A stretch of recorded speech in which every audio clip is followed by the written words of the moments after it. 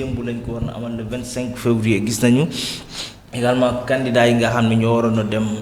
muy 14 yi doon amal peut-être benn daje boo xam ni gis nañu fañ ko bëggoon a defee ci place ba sax mujjewuñ ko fa defee ndax may permettre leen ko ñu def ko mais est-ce que Sénégal aussi war nañu tollati foo xamante ni nit dina wooteem ndaje ñu lankal ko peut-être am na si ñoo xam ne sax amaloon nañu ndaje boo xamante ni permettre na leen ko ñu def ko mu mel ni woote taxas kenn wet dañ koy sentir ci foofu.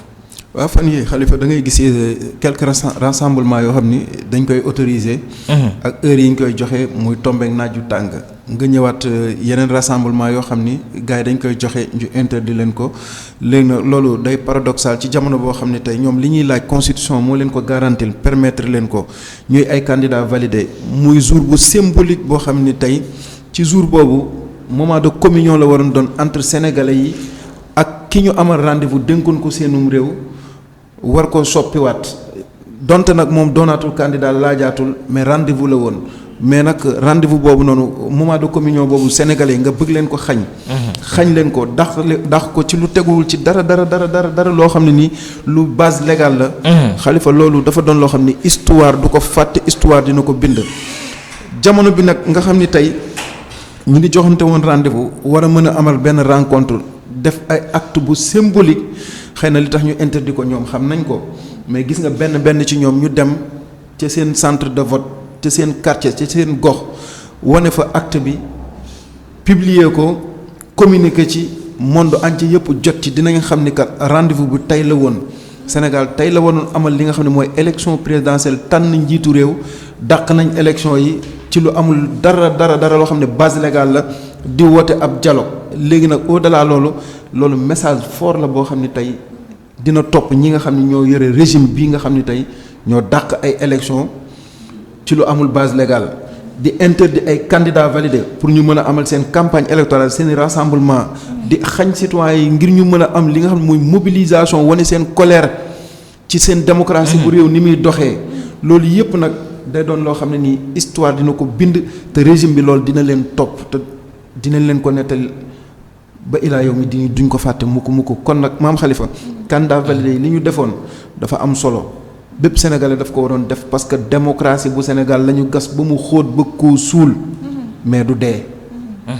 démocratie Sénégal la ñu gas ba mu xóot bëgg koo suul mais du dee soo gisee tey képp koo xam ne rek bokk nga ci candidat yi nga xam ne da nga bokk ci candidat yi ñu validé bu ñu daganal baatu askan bi ñoom jàpp nañu c'est symbolique à ce que démb le 25 février yu naa di tegal li nga xam ne mooy seen urne pour rendre hommage li nga xam ne mooy suñu démocratie ndax tey Cheikh Moussa suñuy wax ak démocratie tey président bi nga xam ne mooy cëggal guy gi ndax ay tey jamono ji nga xam ne démocratie dafa sëngeem moom moo war a mën a taxaw jëmmal ko ndax kàddoom rek war na mën a tax ñu dem ay élection avant le 2 février jarul kon muy wote dialogue mën na taxaw rek nag jouru sàngam la ñu war a dañuy def élection te su boobaa dafay nekk loo xam ne ñu validé la. mami moom xam nga tey conseil constitutionnel da ngay jàpp ni boo defee ab jàngat da koo mayaat porte de sortie porte de waxtaan. dans les meilleurs délais kañ la. xëy na loolu nag bu taxee ñu privilégié dialogue pour waxtaan. li xajamoon ci diggante bi yëpp nga rataxal ko pour mën a door a dem ci ay élection loolu jotewul dara ak calendrier bi li nga liggéey su baaxee sénégalais yi tàccu la soo ci liggéey loo xam ne ay la yoon xool nañ ne baaxul kat nee leen baal ma sénégalais yi ne la jéggal nañ la nga dem bàyyi leen seen ak yëf kantaaka nag ay bëgg a rataxal ak bëgg a lijjantiwaat li fi ñagas ak bëgg a lijjantiwaat sa arrière ak yooyu ni demee loolu saxul maam dëppawul ak démocratie mami ni mu defoon ba tëju jël décret convoqué corps électoral bi jàpp date tëjuwaat génn jàpp date dàq donte date boobu après conseil da ko caché noonu la war a tëjoowaat jàpp naa le mois de mars date tel ci mois de mars dañuy dem ay élection coow li close su boobaa nag suy wootewaat dialogue ku ko bëgg a wuy ji ko ñi bëgg a dem campagne yi mu nekk ci chemin askan wi nekk ci seen chemin